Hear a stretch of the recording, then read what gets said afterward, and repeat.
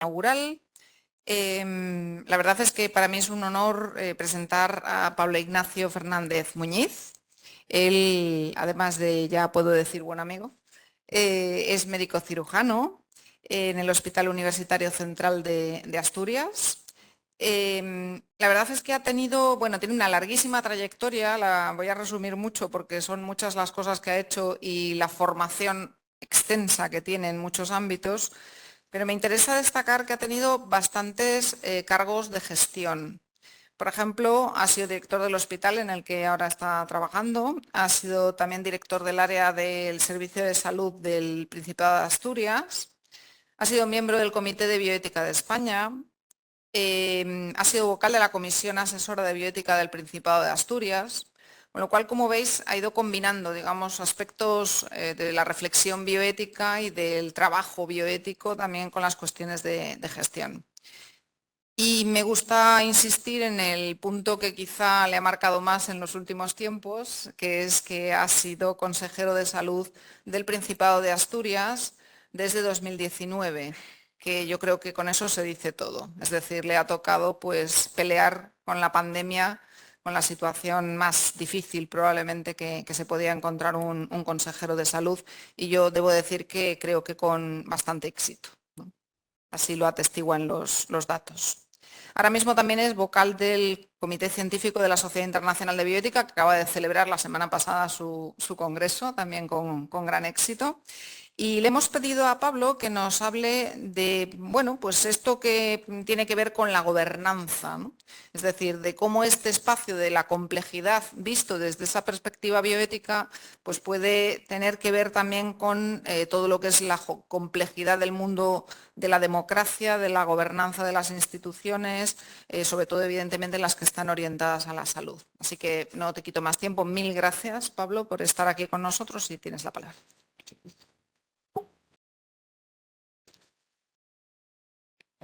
No hay problemas simples ni soluciones fáciles. Con esta proposición, tan contundente como acertada y oportuna, la Asociación Biótica de Fundamental y Clínica nos invita a reunirnos un año más en torno a los diferentes ejes que constituyen el concepto de bioética y nos lanza el reto de analizar la realidad con una visión desde la complejidad, entendiendo que de esta manera se posibilita entender los múltiples factores que con sus interrelaciones condicionan nuestra vida. Muy buenas tardes. Agradezco con profunda emoción esta invitación que me habéis hecho para la conferencia inaugural del 16º Congreso Nacional de Bioética, en esta edición tan especial, como nos decía la presidenta, en la que celebramos los 30 años de vida de la asociación. Especialmente gracias a Lidia Feito como presidenta de la asociación, a Javier Júdez, presidente del Comité Científico del Congreso, y a José Manuel Allegue, presidente del Comité Organizador.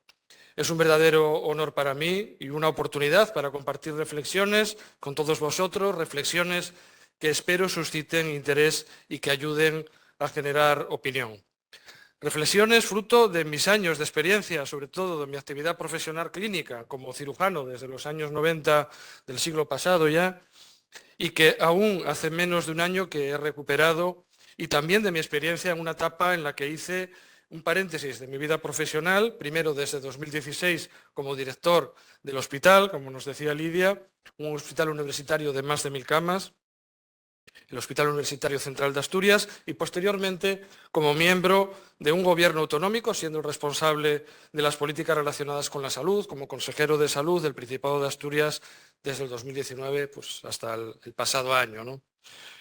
Cuando Lidia Feito me propone el tema a tratar en esta conferencia inaugural, ciertamente me pareció que las organizaciones orientadas a la salud son un buen ejemplo de la complejidad democrática que nos interesa analizar, y la gobernanza uno de sus puntos críticos en el contexto de la salud, que con este término se hace referencia a la forma en la que las decisiones y políticas sanitarias son formuladas, implementadas y evaluadas en ese marco de complejidad democrática que conlleva interacciones de múltiples actores, instituciones y procesos, incluso durante la propia toma de decisiones, lo cual puede llegar a dificultar la implementación de políticas eficaces, justas, necesarias, políticas que precisan de ser dotadas también de una valoración positiva, como eficientes, como oportunas o como factibles.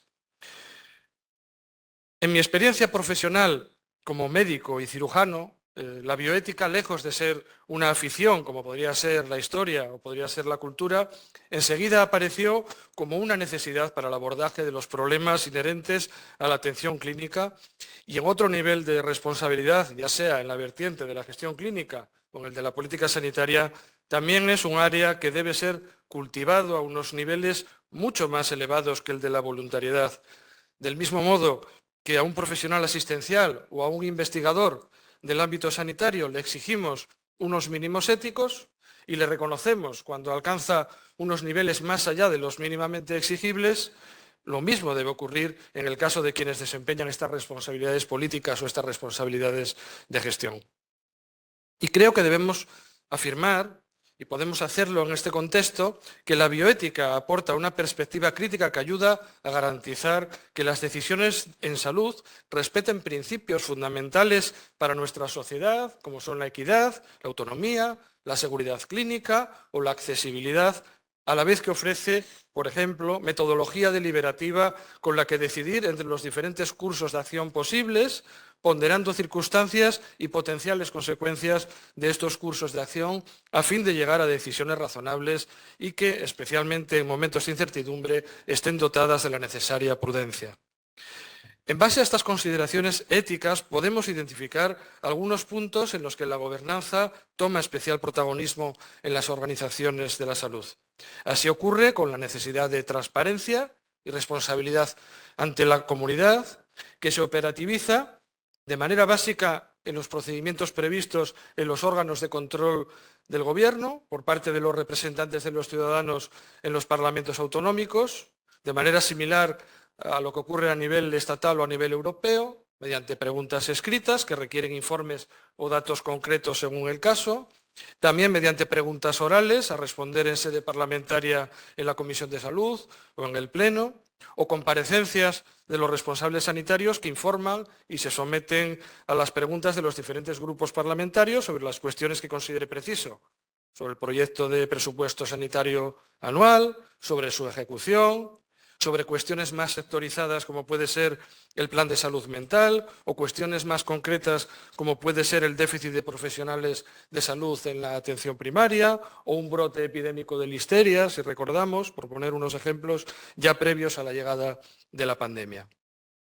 Asimismo, hay mecanismos parlamentarios como las comisiones de estudio y las comisiones de investigación, con un carácter más constructivo en el primer caso de las comisiones de estudio y centrado más en las responsabilidades punibles, en el segundo caso, las comisiones de investigación,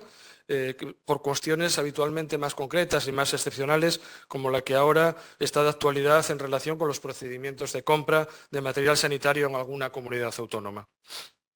No les sorprenderé si les digo que en los órganos democráticos de los poderes políticos, en este caso del legislativo, además de vivirse el objeto de la propia política sanitaria, es decir, lo que se mueve en torno a las acciones y decisiones sistemáticas encaminadas a proteger y mejorar la salud de la población, con una regulación, una planificación y gestión eficiente de los recursos, así como la promoción de las condiciones equitativas y que sean también accesibles, también se vive lo que Max Weber describió como una lucha por el poder y la influencia desde diferentes sensibilidades de diferentes opciones políticas en el seno de una estructura que detenta el monopolio de la capacidad coactiva legítima.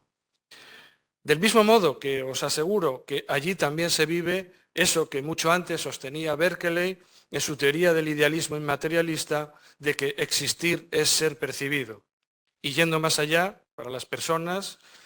las cosas, los hechos o las realidades son básicamente cómo las percibimos. Y así podemos apreciar cómo trabajar para alterar la percepción de una determinada línea de acción de una política sanitaria puede poner en duda la pertinencia o la propia existencia de dicha medida sanitaria.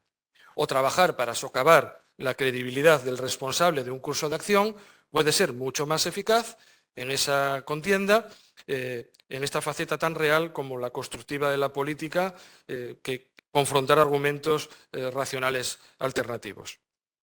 En un comité de ética, sabemos, muchos pertenecemos a comités de ética, hay deliberación, pero en sede parlamentaria no hay deliberación, hay debate, hay una diferencia clara. Y a veces, especialmente cuando hay espectadores, hay espectáculo, como todos hemos visto múltiples veces.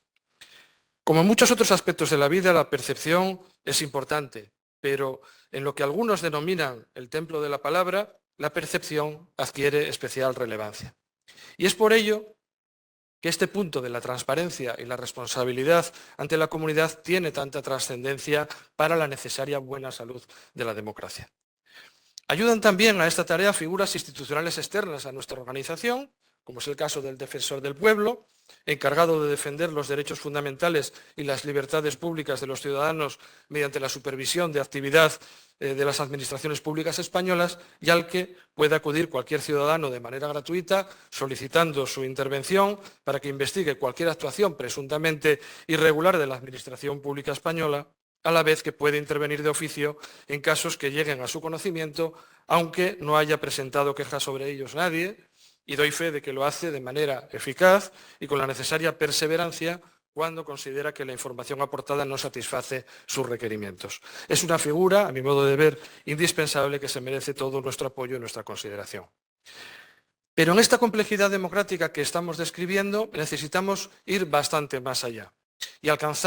tenemos que alcanzar cotas de transparencia que puedan caracterizar realmente a los sistemas de gobernanza de las organizaciones orientadas a la salud, por ejemplo, cuando se realiza por parte de la organización una divulgación abierta de la información sobre la gestión y sobre los resultados en salud de la población. Cuestión esta en la que herramientas como el Observatorio de Salud de Asturias, que ya funciona hace bastantes años, posibilitan la comunicación de la Dirección General de Salud Pública del Principado con la ciudadanía, dando una visión general del estado de salud de su entorno más cercano, posibilitando conocer qué factores influyen en el bienestar de la población, cómo influyen sobre la salud del lugar donde viven los estilos de vida o las políticas públicas, posibilitando en definitiva analizar, reflexionar y tomar conciencia de cómo la salud de la comunidad depende de muchos factores.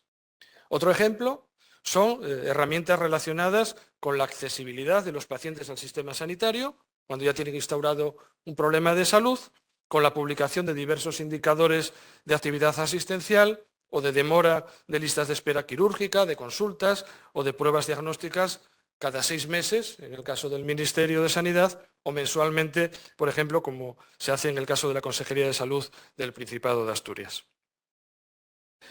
A este objetivo ayuda normativa que se ha ido desarrollando en España en los últimos años, como la Ley de Transparencia, Acceso a la Información Pública y Buen Gobierno, con un triple alcance, reforzando la transparencia con obligaciones de publicidad activa para todas las administraciones y entidades públicas, garantizando el acceso a la información que queda regulado desde ese momento como un derecho,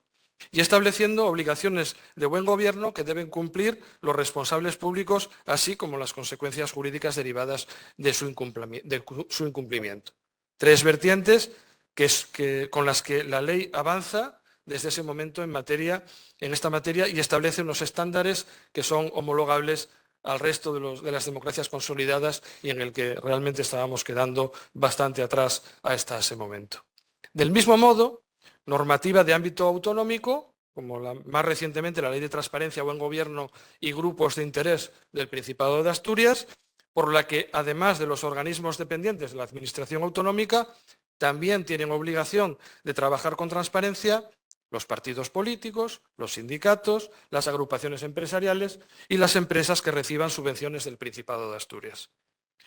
Con la ley también se crea el portal de transparencia, donde debe estar accesible para el ciudadano la información relevante que se establece en la norma y que posibilita tanto las solicitudes de información como la presentación de quejas, así como la participación ciudadana. Precisamente, este es otro reto importante por su repercusión en la gobernanza de las organizaciones orientadas a la salud. Además del aspecto de transparencia y responsabilidad ante la ciudadanía, es importante que se profundice en las posibilidades de desarrollo de mecanismos de participación ciudadana y de los profesionales, especialmente en el primer caso, en el de la participación ciudadana, que siempre estuvo mucho menos desarrollado.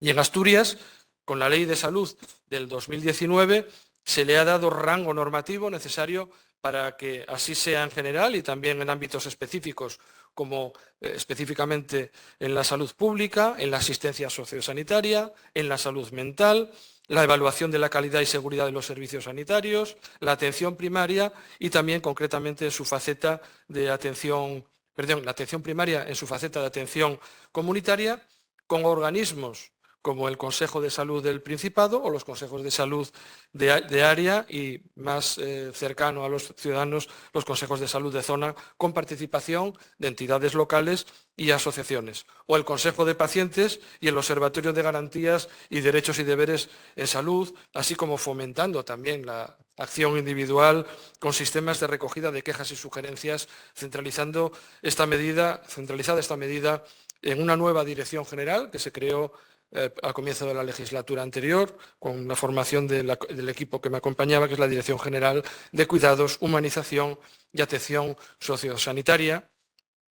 creada para dar estructura y mayor capacidad a las políticas centradas en la persona, con una visión más amplia que la propiamente sanitaria. Una dirección general que también fue la responsable del desarrollo, por ejemplo, de la Ley sobre Derechos y Garantías de la Dignidad de las Personas en el proceso del final de la vida,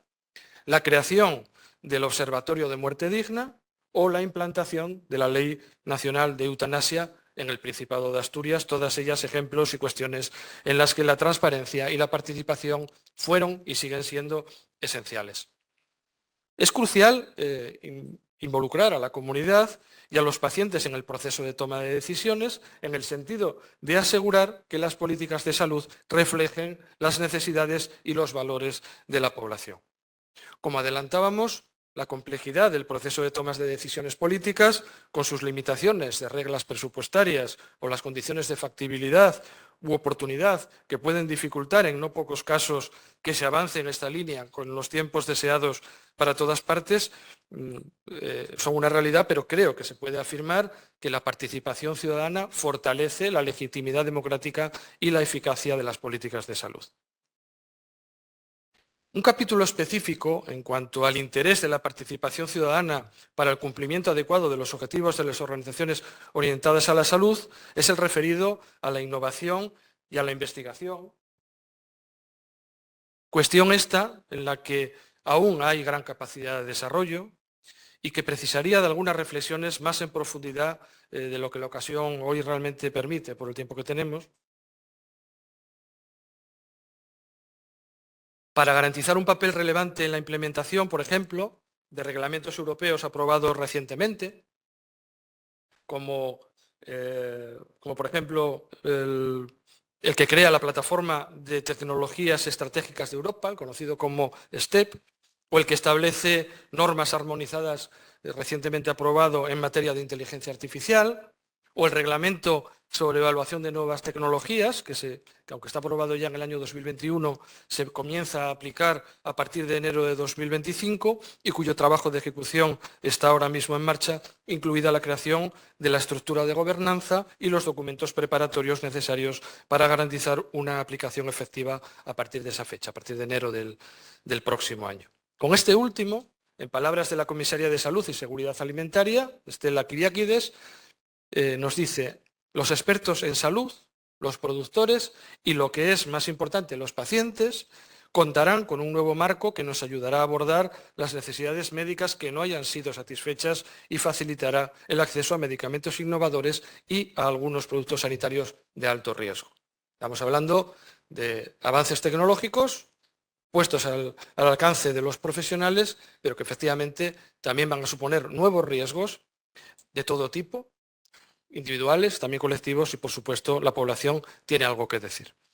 No hace falta que expliquemos más para darnos cuenta de la importancia del tema y de la trascendencia tanto para los potenciales pacientes como para la sostenibilidad también de los sistemas sanitarios.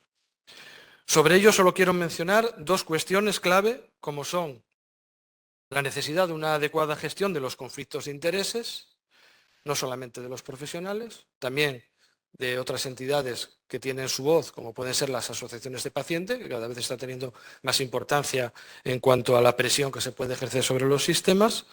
la gestión del conflicto de intereses, por tanto, así como una adecuada implementación del principio de precaución. Principio presente con mayor protagonismo en la legislación europea de los últimos años, no es algo nuevo, ya desde el año 2000 entra en juego el principio de precaución, pero es verdad que hasta fechas muy recientes no ha sido desarrollado y no aparece en la normativa. Y de hecho yo creo, por la información que llega y por lo que estamos viendo en algunos medios, que hoy en día corre un serio peligro de ser orillado y va a depender mucho de ello del resultado de estas inminentes elecciones europeas. Podríamos decir que la participación ciudadana empieza por la emisión del voto en las urnas y una cuestión tan trascendente como esta creo que debería ser suficiente motivo para acudir a votar, cada uno con su sensibilidad, por supuesto, pero no podemos quedarnos al margen de tomar estas decisiones tan básicas. Pero recapitulemos y volvamos por unos momentos al principio de mi exposición, en la que les comentaba mi experiencia en diferentes responsabilidades dentro de la organización sanitaria. Por supuesto, cuando en el verano del 2019, recién nombrado consejero de salud, me encontraba junto al equipo de personas que me acompañaba, elaborando las líneas estratégicas de la Consejería de Salud para la legislatura, pues allí no figuraba el término COVID-19 porque no existía,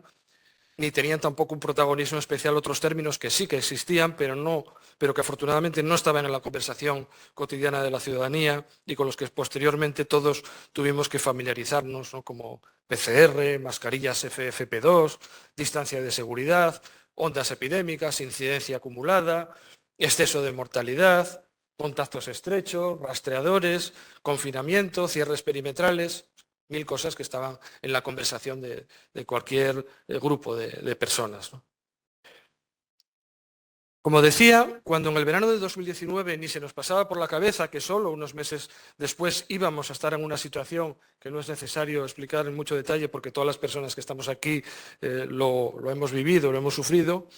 en ese momento estábamos priorizando cuestiones que había que abordar para hacer explícitas en las líneas estratégicas que debíamos presentar en comparecencia ante los representantes de los ciudadanos en la Junta General del Principado, y los términos que aparecían en aquel momento prepandémico eran otros, como la humanización del sistema sanitario,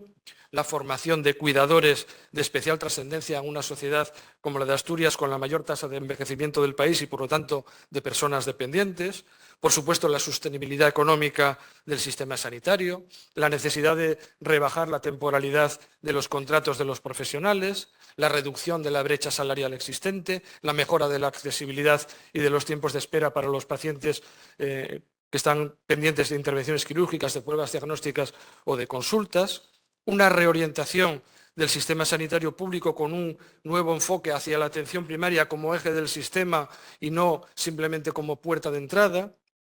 la implementación del Plan de Salud 2019-2030, cuya portada ahí os pongo, con la potenciación de los sistemas de gobernanza y espacios de participación de los diferentes sectores, instituciones y personas que trabajan en los determinantes de salud.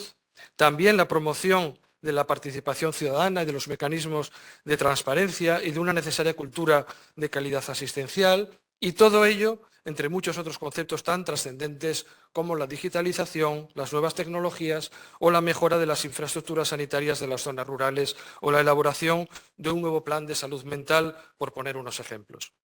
Y nos pusimos a trabajar en ello, desarrollando líneas de trabajo, algunas que ya venían de gobiernos previos e iniciando otras nuevas que eran necesarias. Elaboramos para ello unos presupuestos para el año 2020, para poder llevar a cabo estos planes, presupuestos que son aprobados en la Junta con el voto favorable de una importante mayoría de los diputados.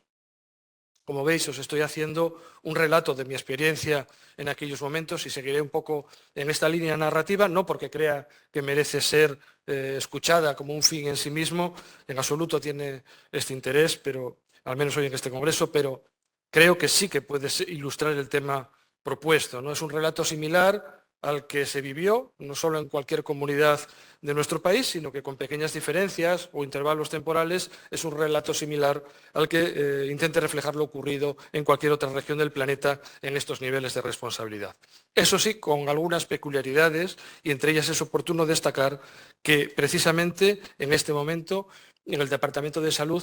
se estaba haciendo una apuesta por un mayor desarrollo de los sistemas de gobernanza, con mayor nivel de participación ciudadana, con mayores niveles de transparencia, como parte estratégica de ese plan de salud fundamentado en una oportunidad de mejora de la salud de la población a través de mecanismos basados en la salud comunitaria, en la promoción de la salud, en la prevención, en el trabajo sobre determinantes sociales de la salud, en la coordinación sociosanitaria, en el papel del cuidado, en el desarrollo del concepto de la OMS de salud en todas las políticas, también con una visión One Health que conjuga los aspectos sanitarios medioambientales, la salud animal y la salud humana como cuestiones directamente relacionadas y que, como se puede comprender fácilmente, precisaban de un importante trabajo fuera de lo que es el sistema asistencial sanitario propiamente dicho. Un trabajo en el que la participación ciudadana, las instituciones locales o el tercer sector adquieren una relevancia que hasta entonces era muy limitada. Sin embargo, con la llegada de la pandemia por el nuevo coronavirus, se cambia el guión completamente. De manera obligada, por fuerza mayor, cuestión esta que, como sabéis, algunas personas ponen en duda, desde los que no ponen en duda la pandemia, pero sí la intención de las medidas tomadas, hasta los que ponen en duda la propia existencia de la pandemia. En cualquier caso, creo que nadie pone en duda que en un momento dado cambia el guión de nuestras vidas en todos los aspectos, cambian las prioridades de todas las instituciones, de las empresas, de las actividades económicas, de las administraciones públicas. Claro está, especialmente cambia el guión de las líneas de trabajo en política sanitaria. El jueves 30 de enero de 2020, el Comité de Emergencias convocado por el Director General de la Organización Mundial de la Salud, en virtud del Reglamento Sanitario Internacional del 2005, se reunió para tratar sobre el brote del nuevo coronavirus 2019 nCoV, que era como se llamaba en aquel momento. Fue la segunda reunión que tuvieron. El brote que hubo en la República Popular China en aquel momento y los casos exportados a otros países que estaban analizando. Los representantes del Ministerio de Salud de la República Popular China informaron sobre la situación actualizada y las medidas de salud pública que se estaban adoptando. En esos momentos, que nos hagamos una idea, había 7.711 casos confirmados en China y 12.167 casos sospechosos en todo el país. Y de los casos confirmados, 1.370 eran graves y se habían registrado 170 víctimas mortales y 124 personas se habían restablecido y habían recibido el alta hospitalaria. Y la secretaria de la OMS presentó una visión general de la situación fuera de China, que en aquel momento eran 83 casos en 18 países, de los que 7 no habían viajado a China, es decir, se había detectado ya transmisión interpersonal en 3 países fuera de China. Uno de ellos era grave, pero no había todavía en aquel momento, estamos hablando del 30 de enero, víctimas mortales fuera de China. El comité declaró estar convencido de que en aquel momento aún era posible interrumpir la propagación del virus si los países aplicaban medidas sólidas para detectar pronto la enfermedad, aislar y tratar los casos, hacer seguimiento de los contactos y promover medidas de distanciamiento físico en las relaciones sociales que estuvieran en contacto con el riesgo que se objetivaba en ese momento. Se convino ese día que el brote ya cumplía los criterios para declarar una emergencia de salud pública de importancia internacional y se recomendaron una serie de medidas. Al día siguiente, el 31 de enero, teníamos en España el primer caso, ¿os acordáis?, en la isla de La Gomera, y en febrero ya estaba en la península y a partir de ahí la evolución, pues bueno, ya sabéis, fue bien rápida. En Asturias tuvimos el primer caso el 29 de febrero y el 11 de marzo el primer fallecido precisamente fue el mismo día que la Organización Mundial de la Salud declara la pandemia, el 11 de marzo. Tiempo antes,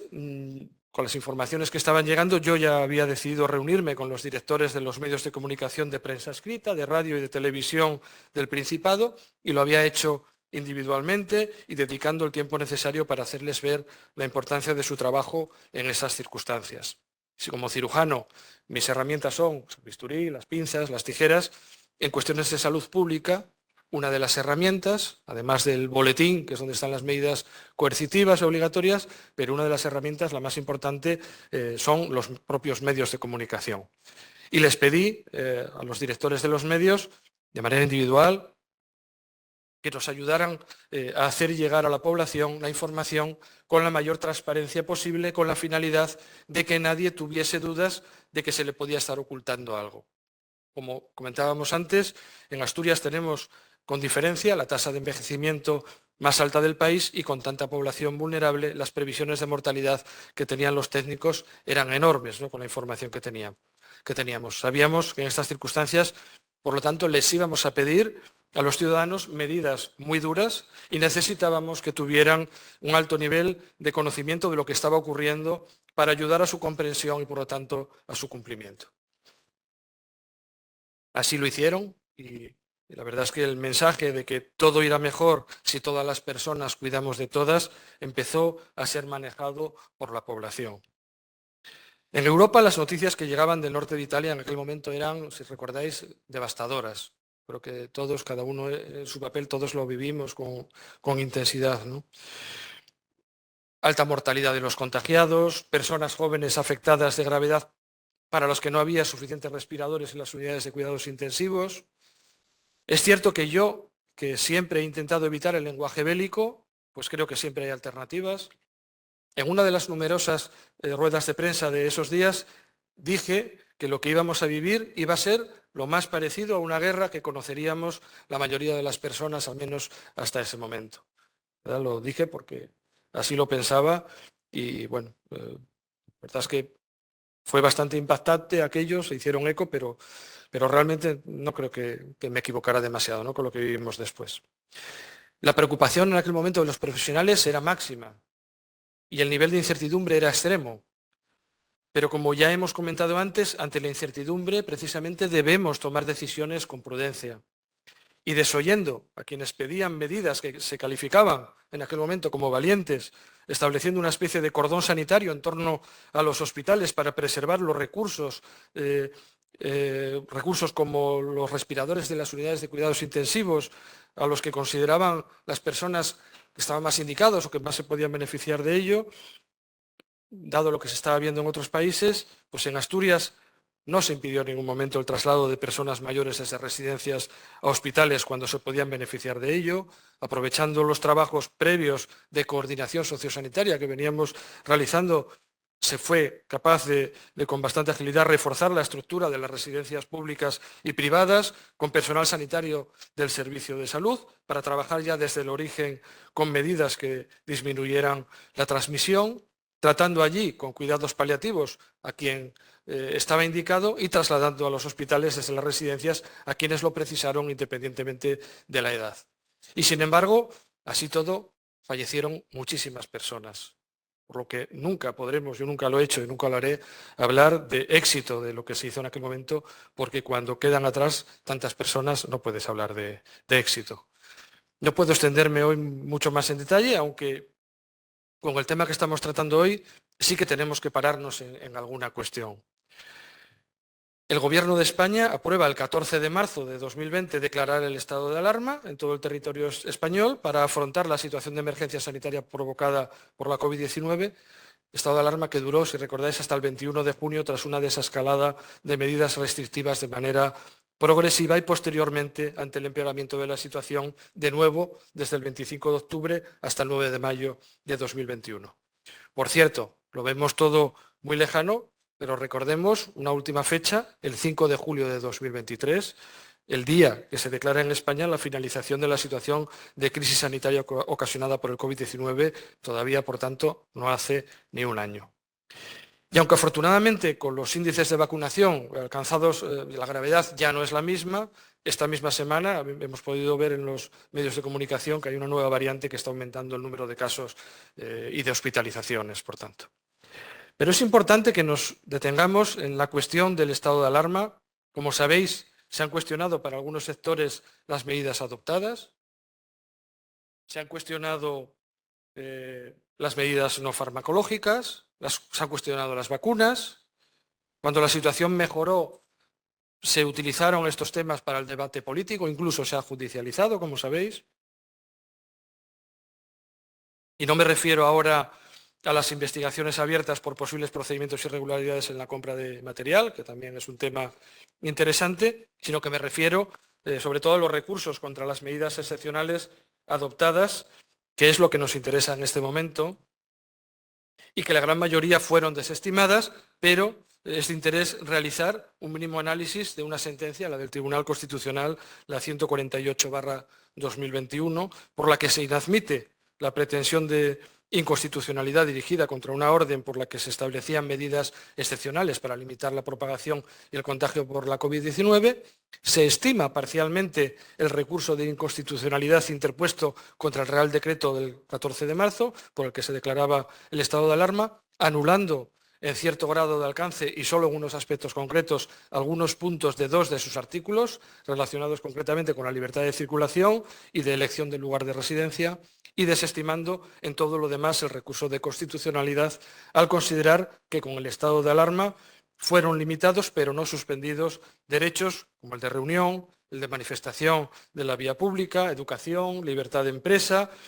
y con las limitaciones se posibilitó, tal y como dice la sentencia, que se ejercieran derechos como el de libertad religiosa en condiciones de mayor seguridad. En conclusión, aunque se apreció un defecto formal en la figura legal utilizada para alguna cuestión concreta, el Tribunal Constitucional consideró que las medidas adoptadas no resultaron desproporcionadas, sino que fueron, y cito literalmente, idóneas y necesarias para frenar la expansión de la epidemia. Los argumentos jurídicos y políticos utilizados por la oposición a las medidas adoptadas en aquellos momentos tenían relación con la presunta utilización ilegítima de una finalidad de índole sanitario para justificar el uso de la capacidad coercitiva del Estado limitando derechos. Una cuestión que, si pensamos en ella, nos podría recordar a los postulados de Michel Foucault, cuando en la segunda mitad de los años 70 advertía de la utilización histórica del biopoder por parte de los gobernantes y la instauración progresiva de técnicas de control de la población por el poder político, cuestión para la que Foucault utilizó el término biopolítica. De forma que el dispositivo biopolítico se sirve de la medicina y de las ciencias de la salud en general, que no solo van a tener como función mayor la higiene pública, sino que va a comportarse también como una técnica política de intervención con efectos de poder propios, así como la definía Michel Foucault. Lo que ocurre es que los que conocéis bien la obra de Foucault, y aquí estáis varios profesores de filosofía, veis enseguida que hay una paradoja, ¿no? Pues mientras Foucault advertía de la utilización de la biopolítica por parte de la gubernamentalidad liberal y neoliberal, estábamos ahora asistiendo a un rechazo de las medidas gubernamentales por parte de un espectro político que en algunos lugares se autodenomina ultraliberal. De hecho, podríamos llegar a la conclusión de que esta crítica a la limitación de libertades personales para garantizar derechos colectivos, como el de la protección a la salud, es una expresión más de la biopolítica de Michel Foucault. Y es que, efectivamente, la advertencia de Foucault sobre cómo ejercer el biopoder nos habla de un nivel mucho más fino, más difícil de detectar que una norma publicada mediante un decreto con sus procedimientos sancionadores. Con sus propios términos, se trata sobre todo de establecer mecanismos reguladores que en esta población global, con su campo aleatorio, van a poder fijar un equilibrio, mantener una media, establecer una suerte de homeostasis, asegurar sus compensaciones, de optimizar, si se quiere, un estado de vida. Con otras palabras, se trata de establecer una regulación positiva, es decir, no represiva, sino normalizadora de la vida. De ahí que, como forma de resistencia al biopoder, Foucault se permitiera señalar que las fuerzas que resisten han tomado apoyo sobre aquello mismo que se apresaba, es decir, sobre la vida y el ser humano en tanto que es ser viviente. El derecho, más allá de todas las opresiones o alienaciones, a encontrar lo que somos y todo lo que podemos ser. Algo difícil de extrapolar a la España de aquellos momentos, finales de los años 70, en lo que bastante teníamos aquí con la tarea de estar reconstruyendo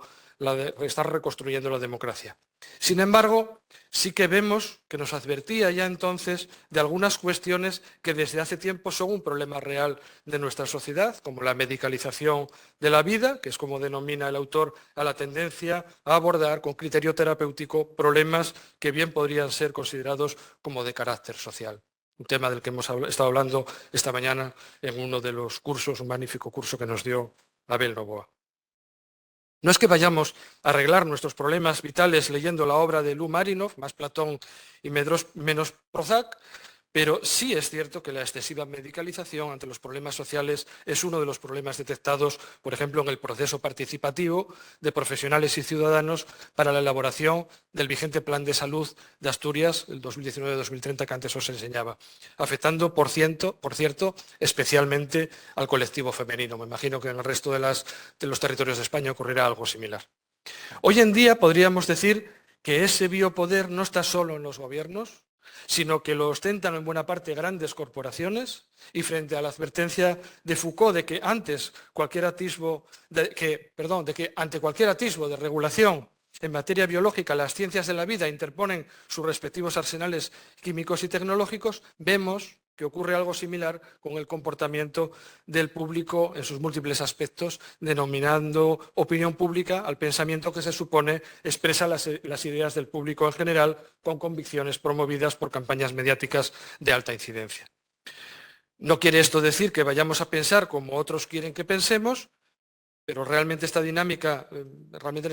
nadie nos impone nada, pero es una realidad con la que convivimos, que continuamente estamos siendo instados a desear, a pensar, a consumir como determinados medios masivos promueven, y ya no hablamos solo de los tradicionales, sino también del uso más o menos organizado de redes sociales para este fin, con mucho más impacto en los rangos de edad más jóvenes, con la aparición de figuras como los influencers, los youtubers, los instagramers, y que en cualquier caso conllevan que nuestra decisión sobre este alineamiento en términos publicitarios marca la diferencia entre pertenecer o no pertenecer.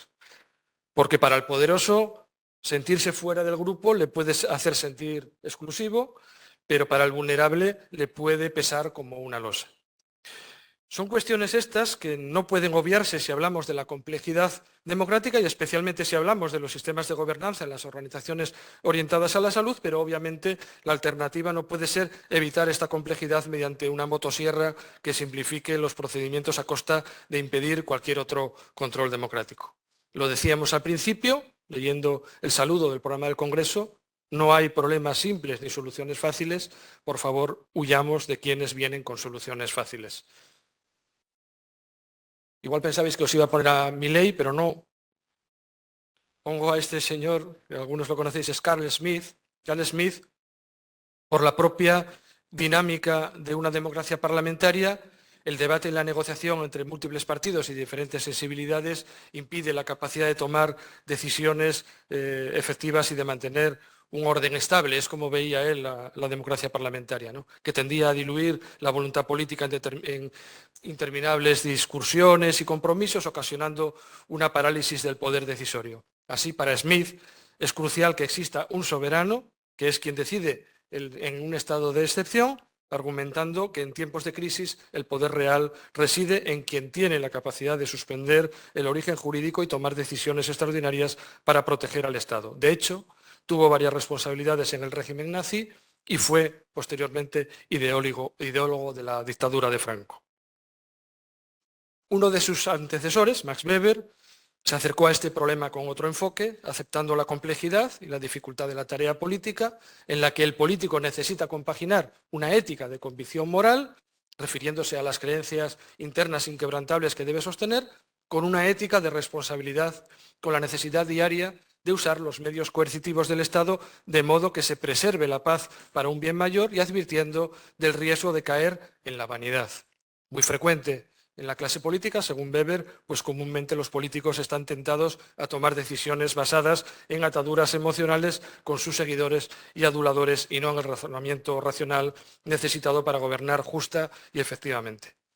Pues no sé, hoy quizá toca escribir a alguien que se le den bien estas cosas un libro titulado Max Weber y menos Smith. En España está prevista en nuestra Constitución la declaración de los estados de alarma, de excepción o de sitio, cuando circunstancias extraordinarias hiciesen imposible el mantenimiento de la normalidad mediante los poderes ordinarios de las autoridades competentes. No voy a entrar ahora en las diferencias de unos y otros, ¿no? Pero, como decíamos, con la declaración del estado de alarma se pone en marcha en España esta figura excepcional ante una crisis sanitaria mundial. La situación así lo exigía. Lo grave, yo creo que hubiera sido no reaccionar de esta manera. Ya les comenté que previamente habíamos hecho un esfuerzo por abrir canales de comunicación con la ciudadanía a fin de generar confianza a través de la transparencia, de generar esperanza explicando los planes propuestos y puestos en marcha y de pedir prudencia y colaboración para que las medidas fuesen eficaces. Todos teníamos un lema que antes comenté: todo va mejor cuando todas las personas cuidamos de todas.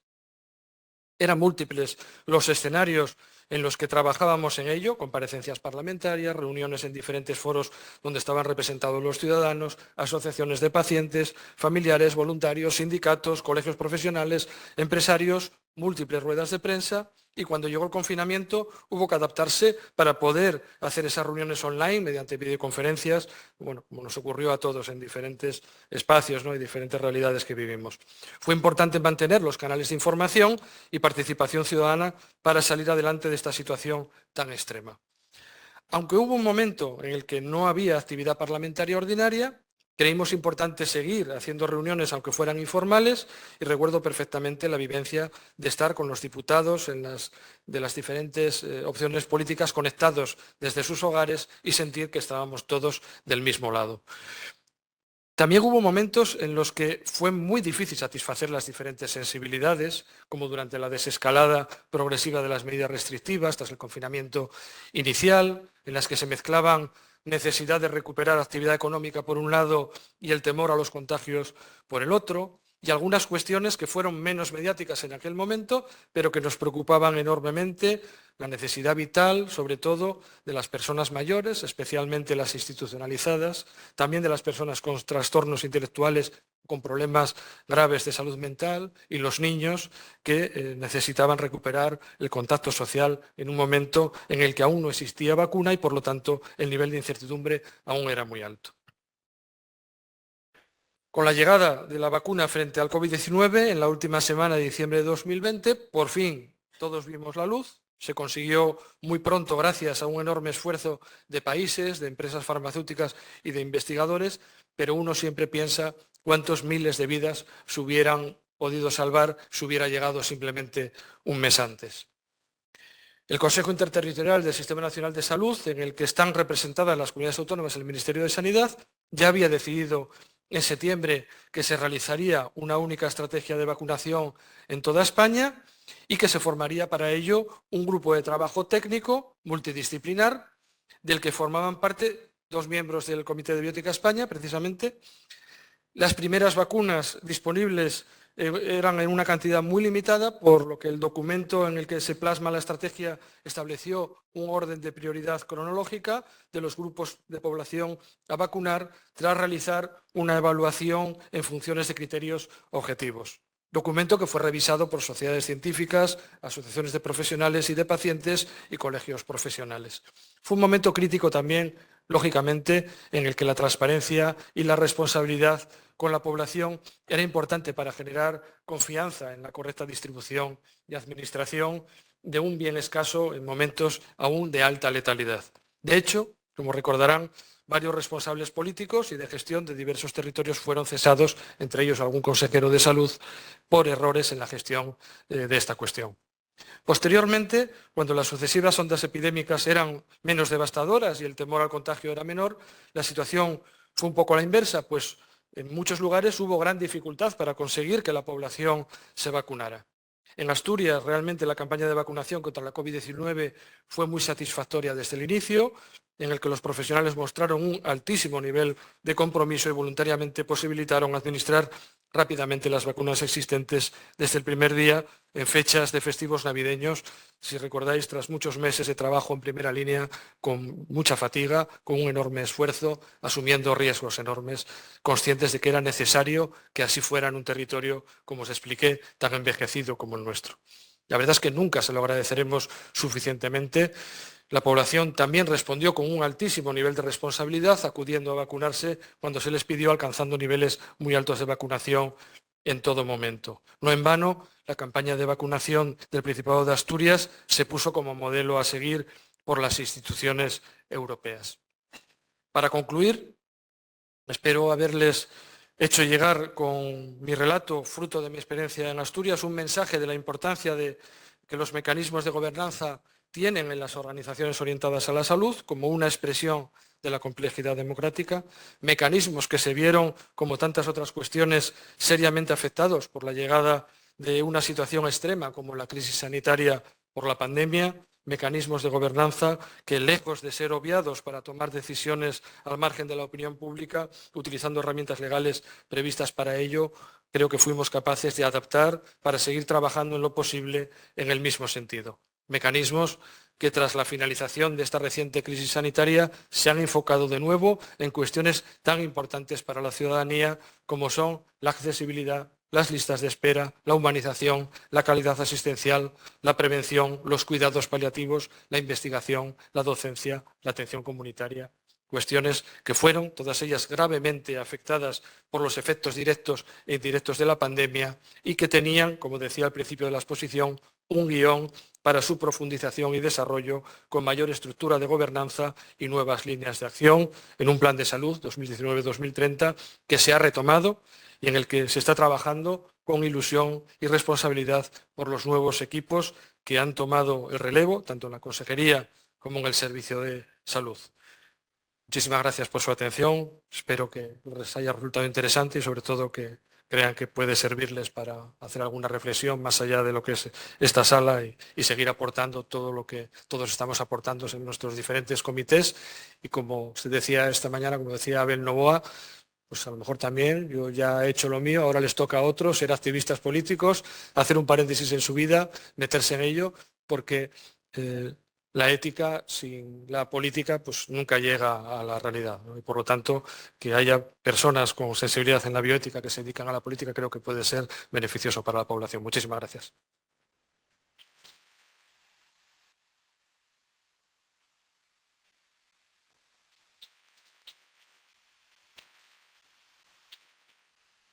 Muchísimas gracias, Pablo. Creo que ha sido una magnífica reflexión llena además de vivencia personal, ¿no?, sobre toda esta complejidad de la toma de decisiones. Estamos en tiempo, gracias también por ser tan estricto con el tiempo. No sé si hay alguien que tenga algo que decir urgentísimamente. Ahí, urgentísimo. Van a ser 3 palabras, nada más, porque nos tenemos que ir. Así que les pido brevedad máxima, por favor, allí. Sí.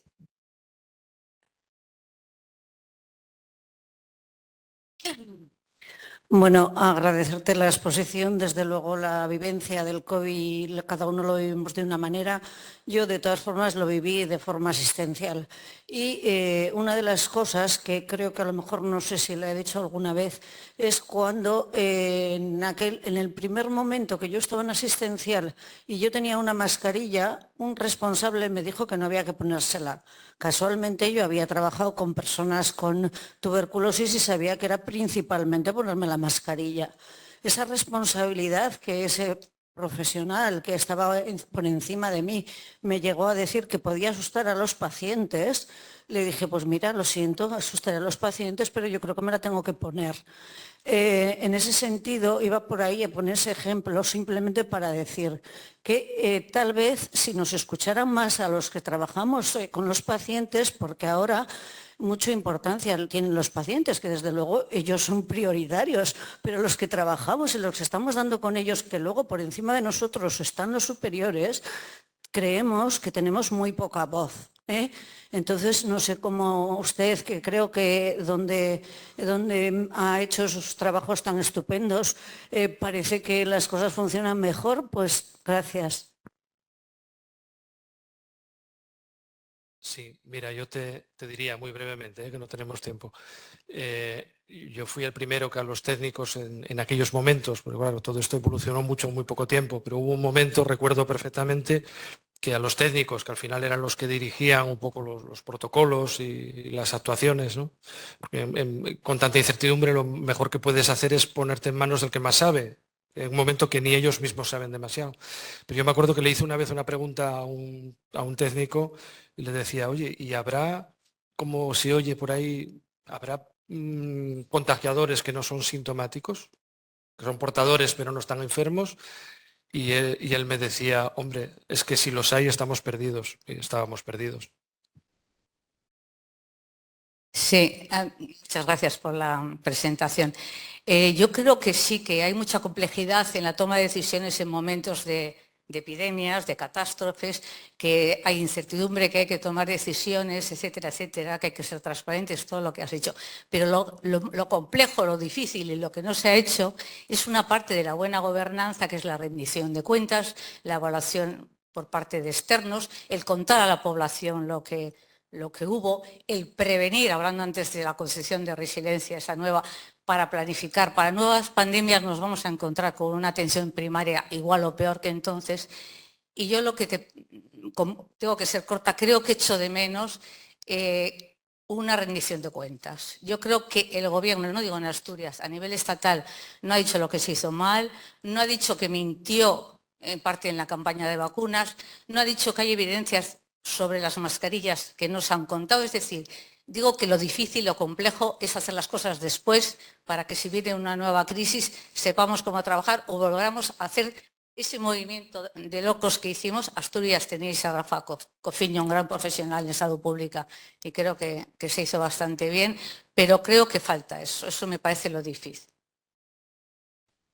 Yo soy el primero que no puedo decir que se hicieran las cosas bien hoy en día.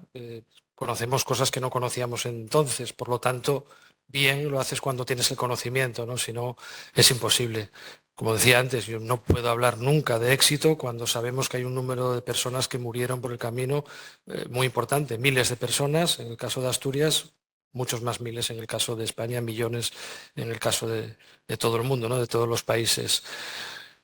Se puede siempre hacer una crítica de que se podían haber hecho las cosas mejor. Yo, sinceramente, yo creo que es difícil. Se podían haber hecho mejor en algunos aspectos, sin duda.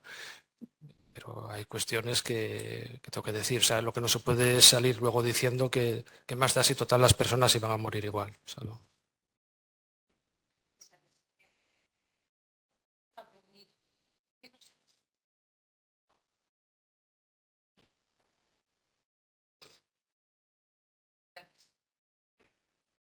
Todo claro, gracias. Última pregunta. Sí, buenas tardes. En primer lugar, felicidades por la exposición. Muy breve. Podemos considerar como ejemplar el comportamiento de la ciudadanía en la crisis sanitaria que hemos vivido. Tenemos amenaza de nuevas pandemias. Entonces, mi pregunta concreta es, desde tu experiencia como gestor, como profesional sanitario, como ciudadano, y en el contexto que nos encontramos con incremento de posiciones negacionistas, anticientifistas y mensajes populistas, ¿cómo crees